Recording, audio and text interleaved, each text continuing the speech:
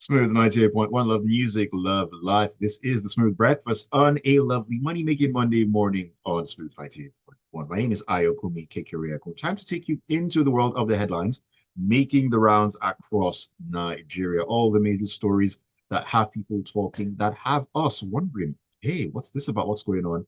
So on and so forth. This is Freshly Pressed. It's an interactive session, as always. So you can let your thoughts be known, get your thoughts across, your opinions, your messages come through on WhatsApp on 0809 440 981. 0809 440 981.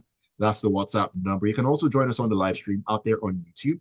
You can just go to youtube.com/ smooth 981 FM Lagos. So just head into your YouTube app and just type in smooth 981 FM Lagos. That is the easiest way to get it done. All right, let's get into the conversation. But before then, just to let you know that my analysts are in the studio in the persons of Ebi Bozimo and, of course, Mr. C. Very good morning to you, gentlemen. Good morning, Ayo. Good morning, Mr. C. Good morning to all of the marvelous Monday listeners out there.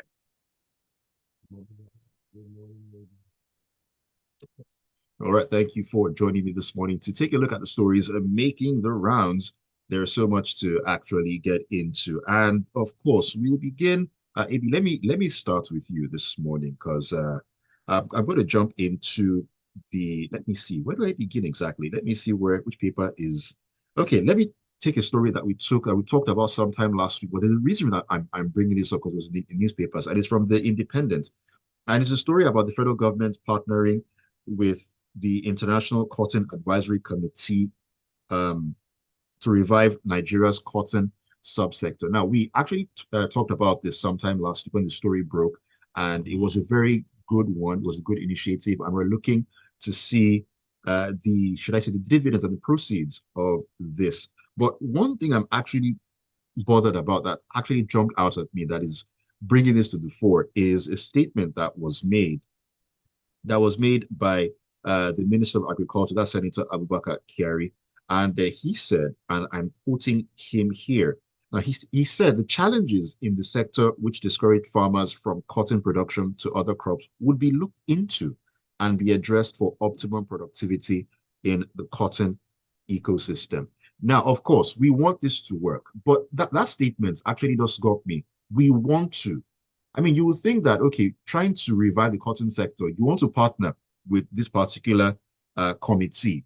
Shouldn't you already put these things in place to make sure that, okay, the partnership comes to fruition and then boom, you hit the ground running? I'm not saying it's a bad thing to do, this coming together, but I mean, cart before horse. You see, like you said, this is a noble initiative.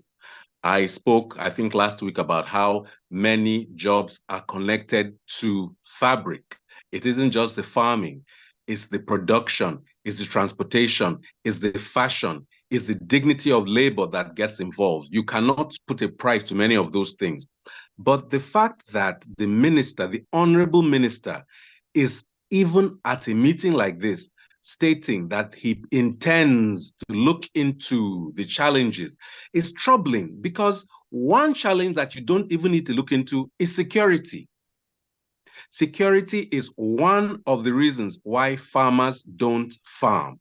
You can go into other things about maybe the yield per kilogram of cotton versus some other crops. You can talk about the economic aspect. Maybe it's better to plant cocoa or plant tomato or okra, whatever. That's a different thing. But for him to talk about still wondering, looking into the challenges at the point where you're having a meeting with such a person, I think representing the International Cotton Advisory Committee, ICAC, in month 13 of your administration. Well, I don't know whether he was hired on day one, but month 13 of this administration is very troubling to me. Oh, excuse me. 15, to think that we are here and you are still about, and listen to me when I say this, I, Ebi Bozimo, cannot just jump up and go to Abuja and meet this person. So he had advance notice of this intended visit. He has aides, I imagine, who was supposed to put in a portfolio in front of him one or two key talking points. But I'll just say this. I may sound disappointed in him, but this gives him a highway, a ramp from where he should step up his game. When somebody from an ICAC or something like that comes to you, you should sit down in front of them presenting the challenges you have already perceived so that they could partner with you, not tell him, okay, I'm happy to see you, have some tea, let's shake hands, take one or two vanity pictures, and when you leave, I will now look into the challenges. That does not indicate the necessary preparation from a minister, from an honorable minister of the Federal Republic of Nigeria. Thank you for that, Ebi. Mr. C, do you want to say a few things about this before we move to the next story? Okay. Thank you. I agree with everything you said. I mean, it just speaks to the general malaise that has affected this administration. Because you then begin to wonder, what was he doing for the first 15 months if he hasn't even considered looking at the challenges? Now, how long will that process take him if he hasn't already started? Two, you should, where the ICAC will come in is from the perspective of technology or maybe financial aid. But you don't honestly expect them to come and solve your local security or distribution challenges.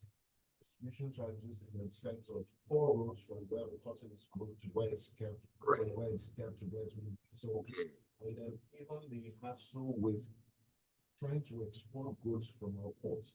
So, for example, if you had a consignment of tubers of yam, right, it will take 75 days from Nigeria to sort that whole process out before shipping. How long will yam last or stay in that whole circus? We'll go to Accra. It's 3 days. Wow. Yes. That is quite the gap. So it's one thing to speak to the ICC, but we have so many inherent man-made problems here that we're not even addressing.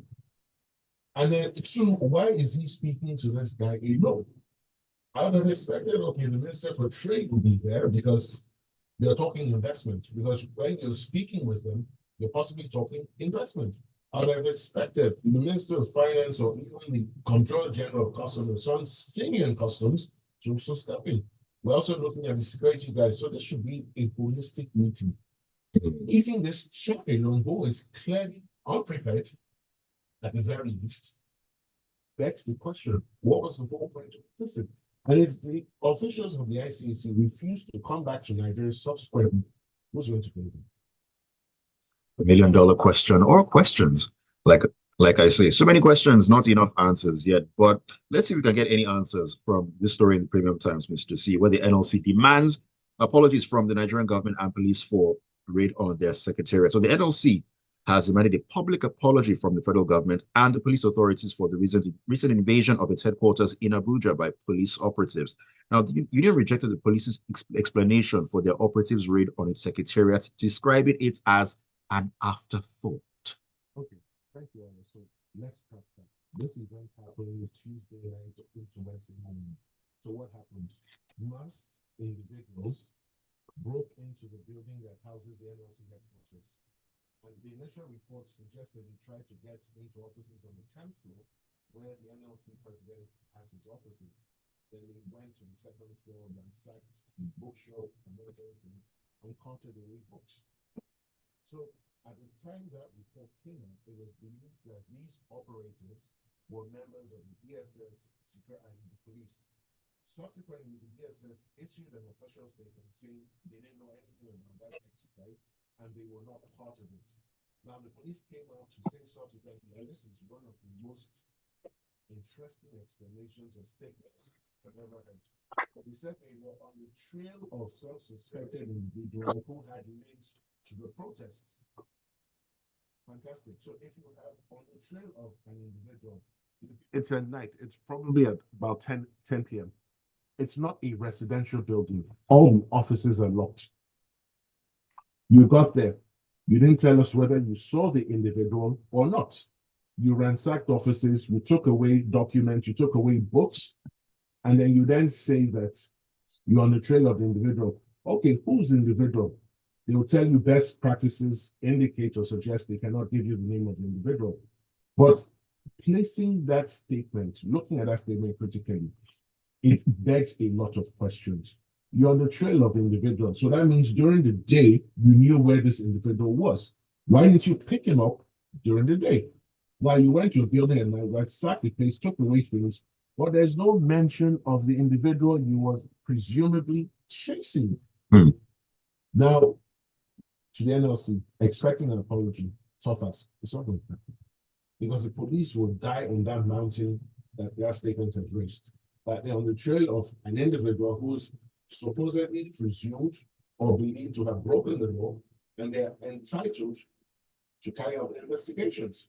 So I'm not sure who they're expecting the apology from. Now, they mentioned the federal government. What's the federal government's business in there? Because I can see Mr. Onanuga saying that we didn't know anything about it, that we like to keep the operations of the security agencies independent and free from us. They have free rein to do what they have to do. So I'm not sure who they want to give them the apology. I'm not sure that's the proper ask. Rather, what they should be doing, they have a legal department. We cannot continue providing solutions to them.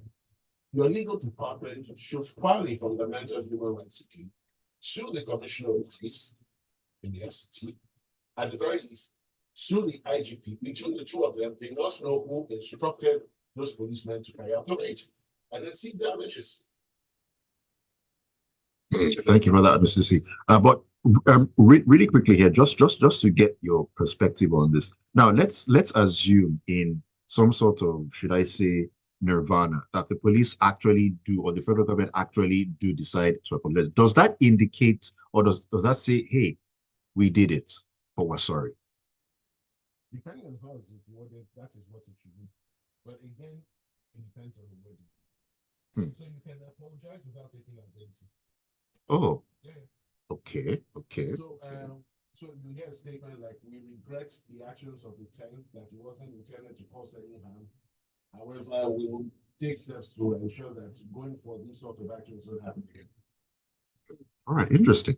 Okay, AB, let's head into the punch really quickly here and take a story about, of course, the ICPC grilling top officials of NACON over the 90 billion naira Hajj subsidy. Now, I know that this story about Hajj subsidy a couple of months ago was all over. Oh, should they subsidize? Should they not subsidize? And so on and so forth. 90 billion here and there. But anyways, some top officials of the National Hajj Commission of Nigeria have been arrested by the Independent Corrupt Practices and Other Related Offences Commission over alleged mismanagement or diversion of the 90 billion naira released by the federal government to subsidize the 2024 Hajj pilgrimage to Saudi Arabia. Now, AB, is this another case of let's just, move for the sake of moving, but not really any movement at the end of the day? Now, the thing that troubled me the most in the story was that the officials had been invited by the ICPC and elected shows decided not to honor that invitation. For me, that's the first problem. And so it now took the ICPC, etc., to actually go and pick them up at their offices. So there you have a problem. When you are entrusted with public funds or even private funds, you have a responsibility to respond. I believe Mr. T might back me up to official summons. But setting that aside, yes, there was a lot of noise about 90 billion, and I heard allegedly that the people who even went for the Hajj reported that they didn't even really seem to have enjoyed what they could have hoped to enjoy on the Hajj. That's a separate conversation entirely.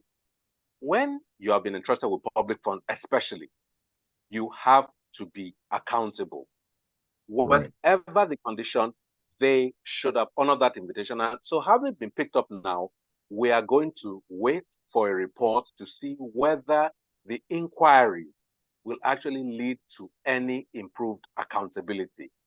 But the bottom line is, I think it would have been best practice to have gone on the expedition, come back, filed accounts and reports and so on, so that that could now have eliminated a need for an invitation like this. It doesn't mean that if you're invited, you shouldn't come.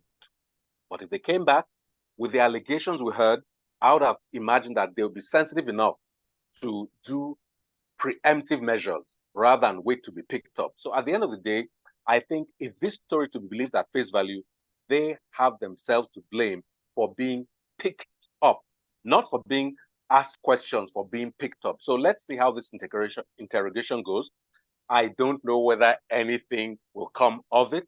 Like you Ah, say, is it movement without motion? Question mark. But for now, at least there's a process underway according to the ICPs. Okay, so let me quickly jump into this. Picture an old man on a rocking chair.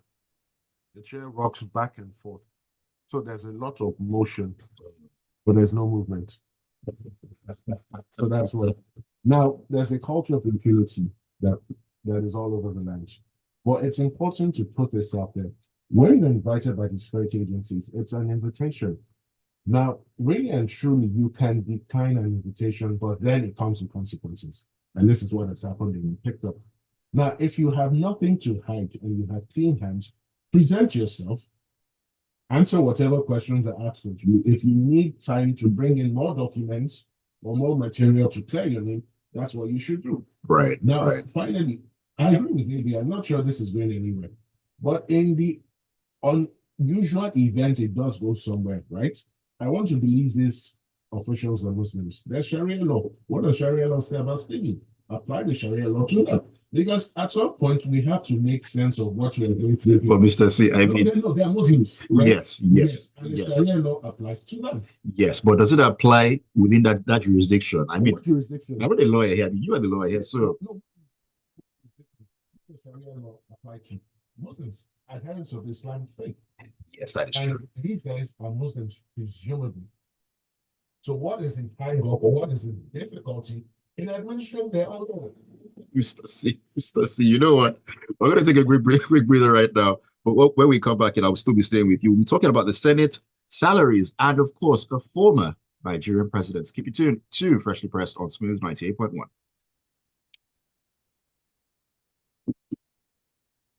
What's truth now?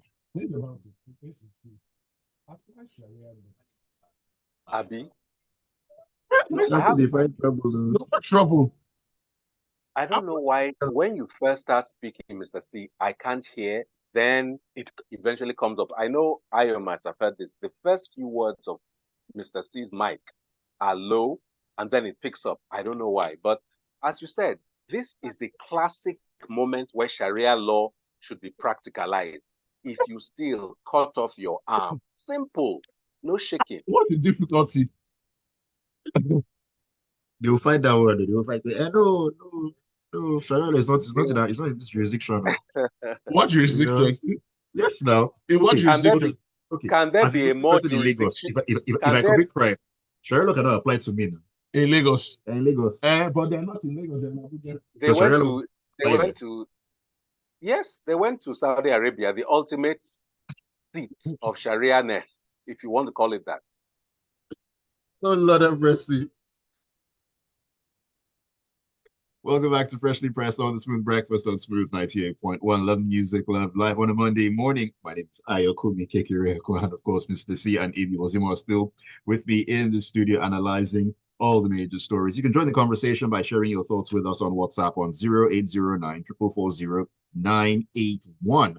You can also join us on the live stream on YouTube. You can check us out at Smooth and 981 FM, the Lagos. Let me take a few messages really quickly here.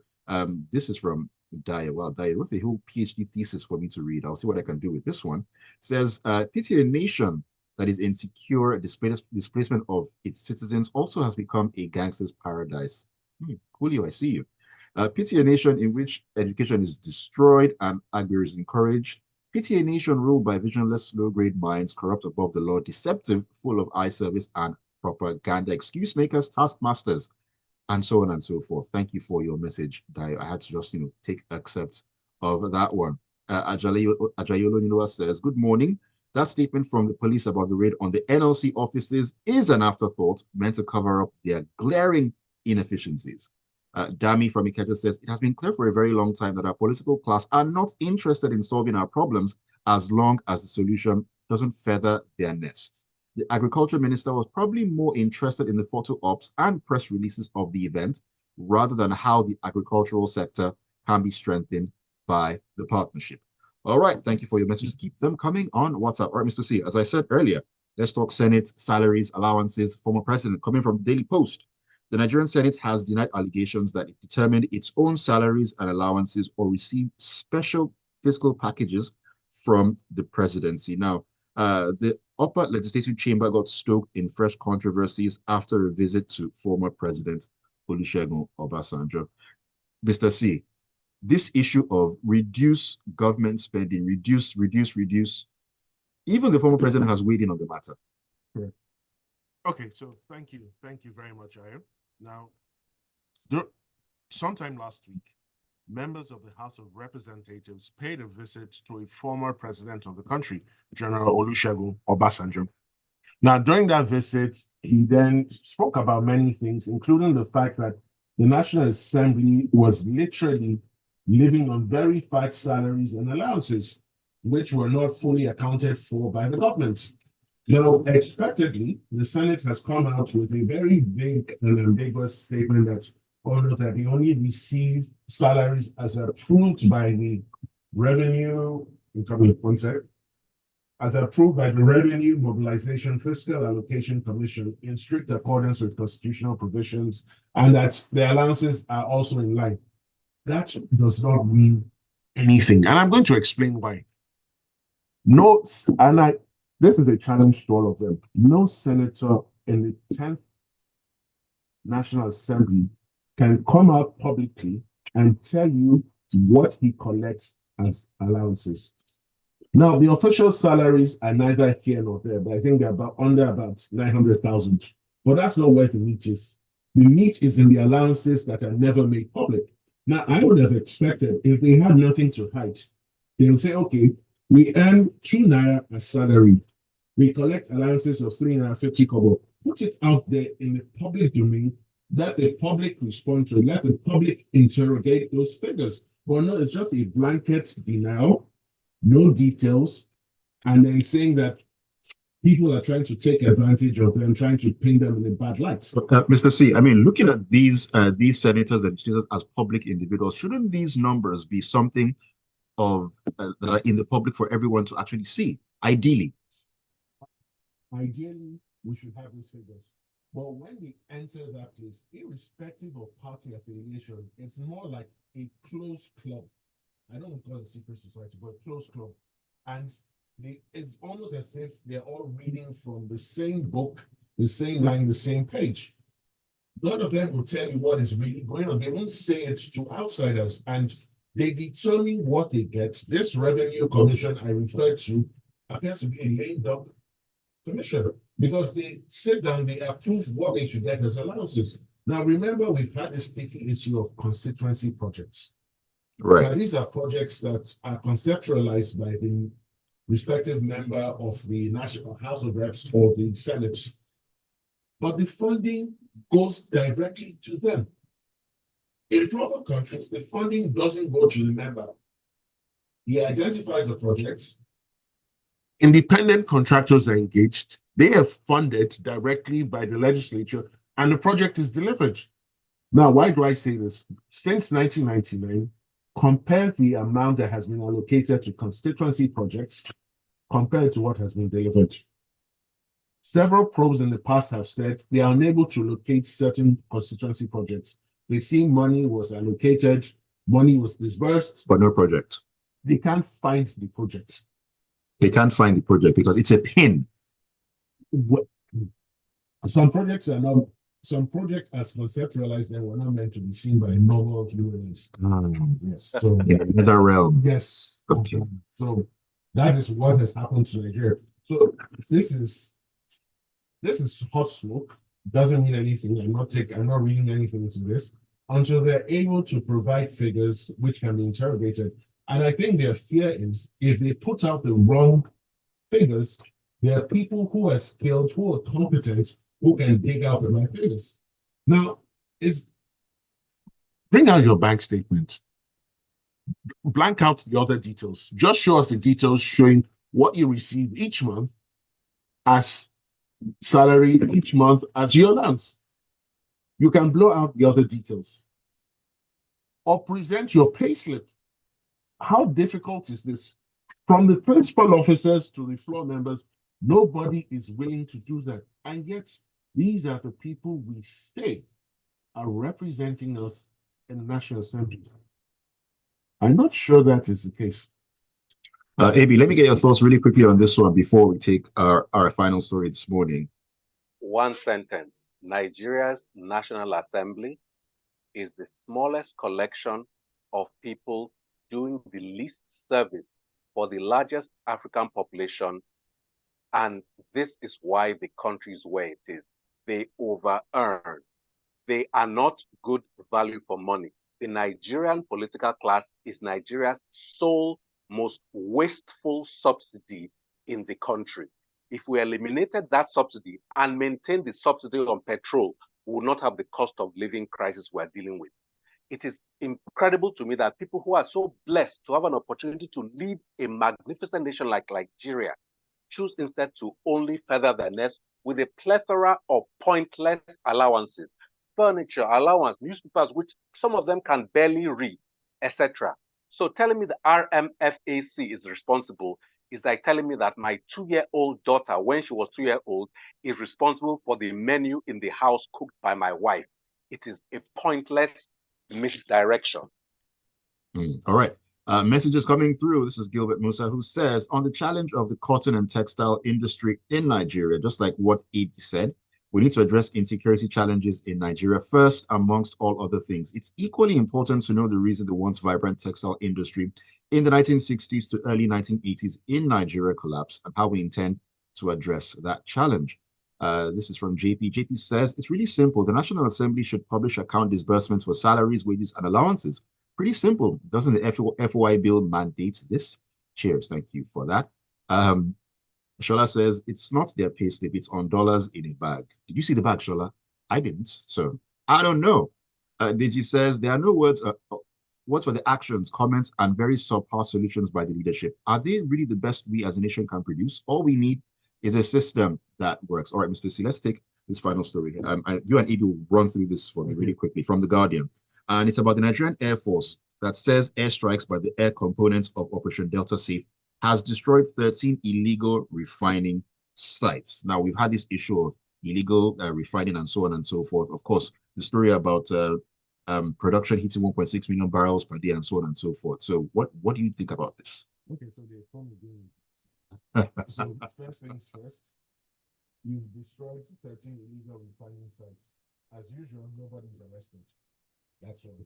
Now, for a country that has no functioning refining in terms of one that can actually refine crude oil into petroleum, it baffles me that we cannot speak to some of these guys and say, okay, look, guys, you know what? Stop being illegal. Convert, come onto the straight path. We'll make you legal, and then we'll find a way to incorporate you in. Because almost all the local midstream refineries, there's some local refineries in Nigeria, but they're not getting the required crude stock from the NNPC. And it's very simple. There's no crude oil to get them. Right. So very quickly, again, this doesn't mean anything. You keep destroying sites, you don't arrest anybody. What is the point of this? Maybe it's Casper, friendly ghost working at those sites that they can't see. Only goodness knows. Ebi, 1 or 2 sentences. One sentence. Okay, that's one. Okay, that's fine. Improper to continue destroying these places in this manner because it destroys the environment. It is illegal to steal crude, no question, but it is insensitive, in fact, to destroy these facilities in this manner. Since you've seen them from the air, send ground troops in, round up the people, and rescue the product. Don't keep destroying the environment. I do not know why we keep doing this. All right. Messages as we round up the conversation. Adegboye Gadiji says, to revive Nigeria's cotton sector and industry, there must be security for the farmers. Technology where cotton can be grown, not necessarily on farms. It should be adopted again and sincerely. The important question is, does the Nigerian government really want the cotton industry to come alive? Further says, let's call a spade a spade. We are back to the era of dictatorship for masked police or unknown gunmen to raid the NLC office and get away without consequences, and no one is taking any responsibility for it. We're in it for it. All right, thank you for that. Let me take another one. This is from Oluwole Amos, who says, AB's definition of the Nigerian National Assembly should be engraved in marble and added to all dictionaries of the world. AB, please repeat that definition so I can capture it without missing any part of it. If you want to do that, Oluwole, you can you can head over to the recording of the session on YouTube, Smooth 91 FM Lagos. You can pause as you like and read it word for word. Fabian from Equest says, I wonder why the deal cannot become a reality. In developed countries, officials up to the president have to account for their spending and can be probed if there is anything not seen. We need to do the same in Nigeria and make it illegal to hide it, or else we won't tackle corruption. Adewale says, Ayo with the sarcasm. Hey, it is what it is, Adewale. It is what it is. Thank you so much for your message. And thank you so much, AB and Mr. C, for joining me this morning to make sense of all the stories making the headlines across the country. Thank you, Mr. Ayo. Thank you to all of the wonderful listeners who bother to tune in. You make our day. Mr. C, have a great week ahead. Everybody. Okay, thank you for having me, and everyone have a great week ahead. All right, thank you for being a part of Freshly Pressed this morning. Don't go anywhere because at 8:15 we'll get into the locker room. Tega is ready to get things going. Point one.